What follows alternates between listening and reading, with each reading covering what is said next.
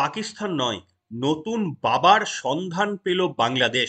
হ্যাঁ, এমনই চাঞ্চল্যকর তথ্য হাতে পেয়ে গিয়েছে ভারতীয় গোয়েন্দা সংস্থা। আর যা নিয়েই একেবারেই চোখ কপালে উঠেছে নয়াদিল্লির। আপনারা কি একটা জিনিস লক্ষ্য করেছেন? এই শেখ হাসিনার বাংলাদেশ থেকে চলে যাওয়ার পরে মোহাম্মদ ইউনূসের স্থলাভিষিক্ত হওয়ার সময় পর্যন্ত যে বিশৃঙ্খলা সৃষ্টি হয়েছে, তা নিয়ে পাকিস্তানের তরফ থেকে বেশ কিছু প্রতিক্রিয়া পাওয়া গেলেও, বাংলাদেশের সঙ্গে পাকিস্তানের সখ্যতার বেশ কিছু খবর পাওয়া গেলেও, চীনের তরফ থেকে কি আপনারা কোনো টু শব্দ পেয়েছেন? কোনো টু শব্দ পাননি। আর এখানেই ভারতীয় গোয়েন্দারা একটা চমৎকার জিনিস উপলব্ধি করেছে। কি তারা উপলব্ধি করেছে? ভারতের জন্য সেটা কতটাই ভয়ঙ্কর হতে চলেছে।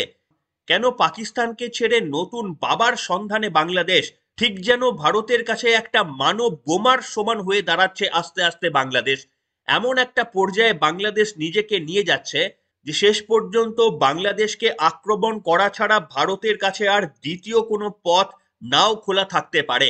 এই মারাত্মক তথ্যটি আপনাদের সামনে আজকে প্রমাণ সমেত তুলে ধরবো। নমস্কার, welcome to simple as ABC. আপনাদের সকলকে স্বাগত জানিয়ে শুরু করছি আজকের বিশেষ বিশেষ খবর।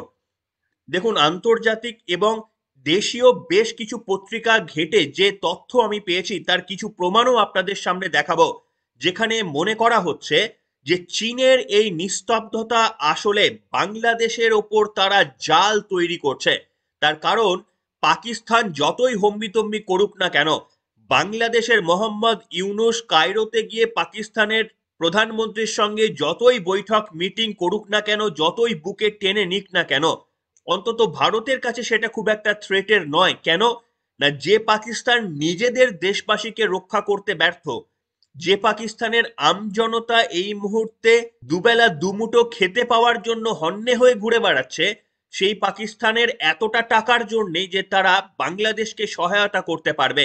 তাই সেইখানেই ভারতের গোয়েন্দা সংস্থা মনে করছে যে পাকিস্তানের সঙ্গে বাংলাদেশের যতই ওপরে ওপরে সখ্যতা থাকুক না কেন, সেটা আদতে ভারতের জন্য যতটা না থ্রেট, তার থেকেও বড় থ্রেট হচ্ছে এই মুহূর্তে চুপচাপ বসে থাকা চীনা লাল ফৌজ।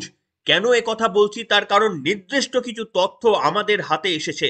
সেই তথ্য আপনাদের সামনে প্রমাণ সমেত আমি দেখাবো। দেখুন, কয়েকটা জায়গায় আপনাদের একেবারেই হুবহু পড়ে শোনাবো। সেটা দেখলেই আপনারা চমকে উঠবেন যে এতদিন পর্যন্ত যে পথে আমরা ভাবছিলাম, যে পাকিস্তানকে আমরা মনে করছিলাম থ্রেট, আসলে তার থেকেও বড় থ্রেট হতে চলেছে চীন। দেখুন, আপনারা একটা অংশ পড়াচ্ছি। শেখ হাসিনা সরকারের পর থেকে চীন কার্যত নিশ্চুপ, অথচ নীরব থেকেই চীন দুই দেশের মানুষের মধ্যে আদান প্রদানের নামে বাংলাদেশে প্রভাব বিস্তারে সচেষ্ট বলে ভারতের কূটনৈতিক এবং গোয়েন্দারা মনে করছেন।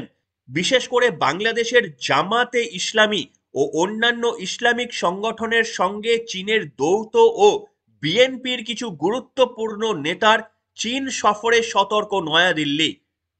কি বুঝলেন বন্ধুরা? যে কথা বললাম মিলল? এবং প্রশ্ন হচ্ছে, এই যে জামাতি ইসলাম, যারা কট্টর মৌলবাদী, মোহাম্মদ ইউনূসকে যারা প্রধানমন্ত্রী হিসাবে রেখে দিতে চান, সেই জামাতে ইসলাম তারা ইতিমধ্যেই চীন সফর সেরে নিয়েছেন। চীনের সঙ্গে তাদের বেশ কিছু গোপন বৈঠক পর্যন্ত হয়ে গিয়েছে। কিভাবে ব্লু প্রিন্ট তৈরি করা যায়, কিভাবে চীনা শক্তির সাহায্য নিয়ে বাংলায় ক্ষমতায় টিকে থাকা যায়, জামাতে ইসলাম সহ বেশ কিছু মৌলবাদী রাজনৈতিক দলগুলি ইতিমধ্যে চীনেতে গিয়ে তাদের সঙ্গে বৈঠক সেরে ফেলেছেন। বড়দিনের আগে চীনে বাংলাদেশের নয়া রাষ্ট্রদূত নাজমুল ইসলাম চীনের বিদেশ মন্ত্রকের এশীয় বিষয়ক বিভাগের প্রধান নিউ জিনসাংয়ের সঙ্গে বৈঠক করেছেন। এবং 2025 সাল হচ্ছে চীন এবং বাংলাদেশের কূটনৈতিক সম্পর্কের সুবর্ণ জয়ন্তী। অর্থাৎ চীন এবং বাংলাদেশের কূটনৈতিক সম্পর্কের 50 বছর পূর্তি হচ্ছে 2025, অর্থাৎ এই সালে। তাই এই সুযোগে চীন 2025কে চীন এবং বাংলাদেশের মানুষের মধ্যে আদান প্রদানের বছর বলে উদযাপনের সিদ্ধান্ত নিয়েছেন। বুঝতে পেরেছেন যে যেহেতু তাদের গোল্ডেন জুবলি হচ্ছে, তাই 2025কে আদান প্রদানের বছর হিসাবে উল্লেখ করেছে। কি আদান প্রদান? দেখুন, বাংলাদেশের এমন কিছু নেই যেটা তারা চীনকে দিতে পারে, তবে চীনের অনেক কিছু আছে যেটা বাংলাদেশ পেতে পারে।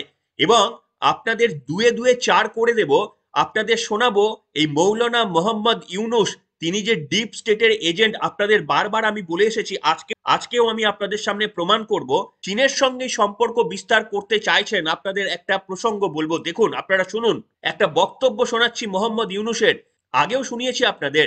তিনি বলছেন যে চীনের যেগুলো উদ্বৃত্ত, যেগুলো চীন ব্যবহার করে না, সেই জিনিসপত্রগুলো তো চীন আমাদের পাঠিয়ে দিতে পারে, আমরা সেই এঁটোকাটা খেয়ে বেঁচে থাকবো।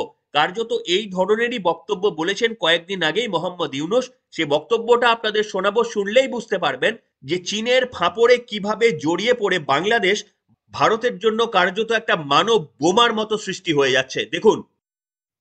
ক্রমাগতভাবে চীন তো ক্রমাগতভাবে বাড়ছে, ক্রমাগতভাবে তার সায়েন্টিফিক ডেভেলপমেন্ট হচ্ছে, ইন্ডাস্ট্রিয়াল ডেভেলপমেন্ট হচ্ছে, কাজে তার সঙ্গে ব্যবসা বাণিজ্য ইত্যাদি আমাদের বহু সুযোগ আছে।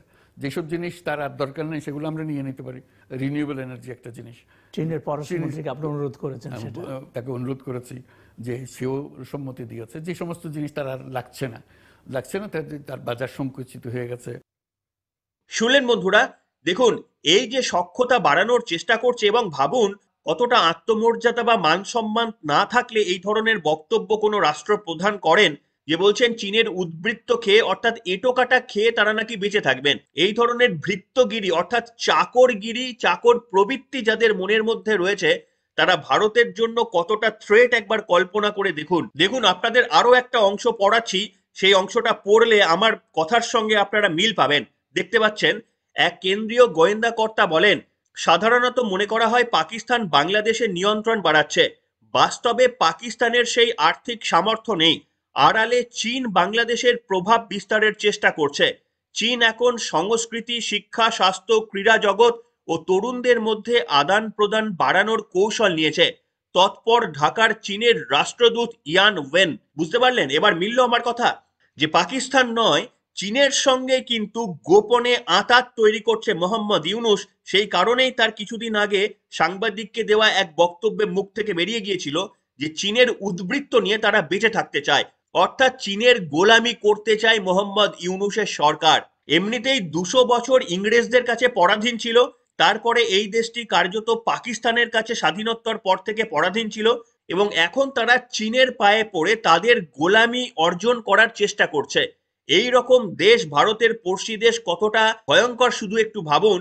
এবং এমন পর্যায়ে কার্যত বাংলাদেশ নিজেদের নিয়ে যাচ্ছে, যদি সমস্ত সীমা তারা অতিক্রম করে যায়, তাহলে ভারতের কাছে আর দ্বিতীয় কোনো উপায় থাকবে না হয়তোবা বাংলাদেশকে অধিগ্রহণ করা ছাড়া। কূটনৈতিকদের মতে গত মাসে ঢাকার চীনের দূতাবাসে এক অনুষ্ঠানে জামাতি ইসলাম, হেফাজতি ইসলাম, খিলাফত মজলিস, এই ধরনের মৌলবাদী রাজনৈতিক দলের প্রতিনিধিরা হাজির হয়েছিলেন, এবং তার আগেও বিএনপির 4 শীর্ষ কর্তা ইতিমধ্যেই চীন থেকে ঘুরে এসেছেন।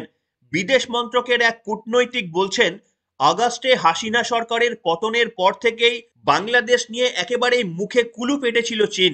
তারা নিজেকে নিরপেক্ষতা দেখানোর জন্যই এতদিন তারা চুপ ছিল, কিন্তু চীন নিঃশব্দে শিকড় ছড়ানোর যে চেষ্টা করছিল, এইটা সম্ভবত অনেকেই বুঝতে পারেননি। কিন্তু বাংলাদেশ কোন স্বার্থে চীনের সঙ্গে সখ্যতা বাড়াতে চাইছে? আপনারা জানেন যে বাংলাদেশ প্রথমে চেষ্টা করেছিল পাকিস্তানকে বাবা হিসাবে গ্রহণ করার, কিন্তু দেখুন বাবার যদি টাকা না থাকে সে তো অন্য সন্তানকে দত্তক নিতে পারেনি, আর পাকিস্তানের ইচ্ছা থাকলেও উপায় নেই। এবং যেহেতু বাংলাদেশ ঠিক করেই নিয়েছে যে তারা নিজেদের শির দাঁড়াতে নয়, কারুর ভৃত্যগিরি করেই তাদের জীবনটা চালাবে, তাই পাকিস্তানকে তারা বাবা হিসাবে স্বীকৃতি দিতে পারছে না। কেন? পাকিস্তানের টাকা নেই। যদিও বাংলাদেশের প্রথম পছন্দ কিন্তু পাকিস্তান, কিন্তু পাকিস্তানের টাকা নেই, কাজেই বাংলাদেশের সেই অর্থে খুব একটা লাভ নেই। তাই কিছুটা বাধ্য হয়েই পাকিস্তান থেকে সরিয়ে তাদের নজর এই মুহূর্তে চীনের দিকে। যে চীনের উইঘরে মুসলমানদের ওপর অকথ্য অত্যাচার চালানো হয়, যে চীনে সংখ্যালঘু সেখানকার মুসলিমদের কি করুণ পরিস্থিতি, সেই অত্যাচারিত মুসলমানদের পাশে না দাঁড়িয়ে চীনকে বাবা হিসাবে দেখার চেষ্টা করছে এই মৌলবাদী নেতা মোহাম্মদ ইউনূসের প্রশাসন। শি জিনপিং মুসলমানদের ওপর এত অত্যাচারের পরেও কেন মোহাম্মদ ইউনূস চীনের পায়ে পড়তে চাইছে? এর পিছনে রয়েছে একটি কারণ। কি কারণ? না, $600 কোটি ঋণ। এই মুহূর্তে বাংলাদেশের যা পরিণতি, মুদ্রাস্ফীতি যেখানে পৌঁছে দাঁড়িয়েছে, এবং তাদের যা আইএমএফ এর জিডিপির পূর্বাভাস রয়েছে 3.8%, তা দেখে মোহাম্মদ ইউনূসের চোখ কপালে উঠে গিয়েছে। তারা ভাবছে যে যে কোনো দিন দেউলিয়া অবস্থা হতে পারে, তাই কয়েকদিন যদি ভেসে থাকা যায়, কয়েক মাস কয়েক বছর যদি চীনের ঋণ নিয়ে ভেসে থাকা যায়, সেই চেষ্টা করছে মোহাম্মদ ইউনূস। এবং $600 কোটি তারা চীনের কাছ থেকে ঋণ নেওয়ার তালে রয়েছেন।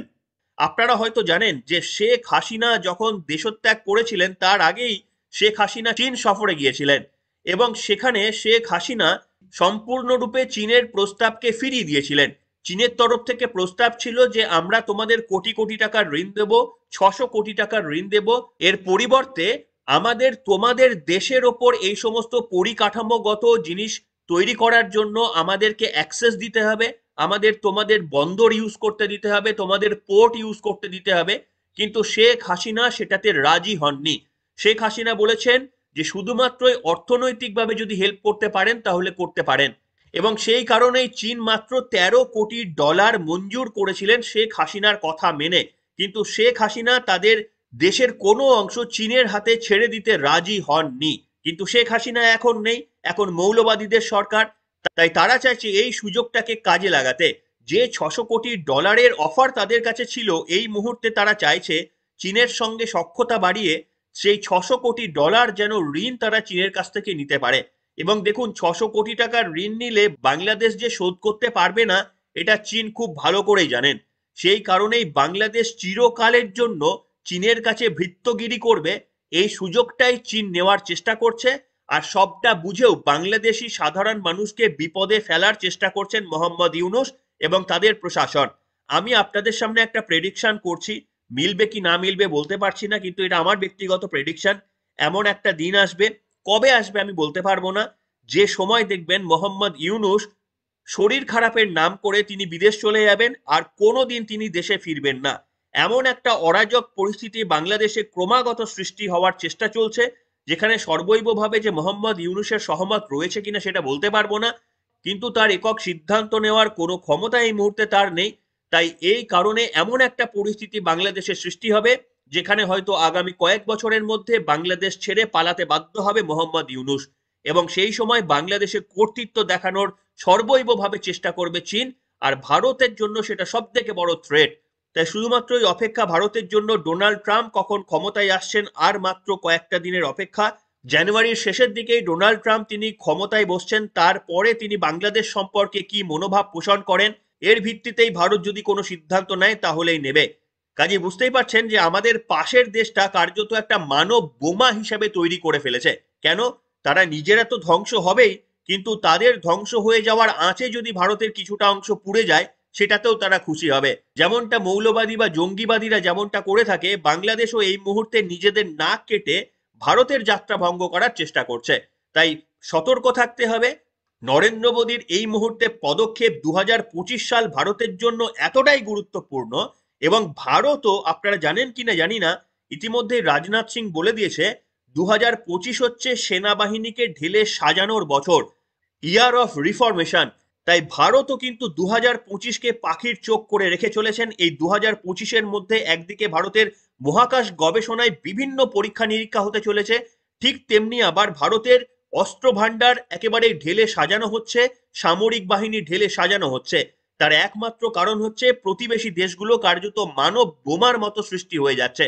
আপনারা জানেন মালদ্বীপের কি পরিণতি হয়েছিল চীনের কাছ থেকে ঋণ নেওয়ার পর, আপনারা জানেন শ্রীলঙ্কার কি পরিণতি হয়েছিল চীনের কাছ থেকে ঋণ নেওয়ার পর। ঠিক একই পরিণতি হতে চলেছে কিন্তু বাংলাদেশের।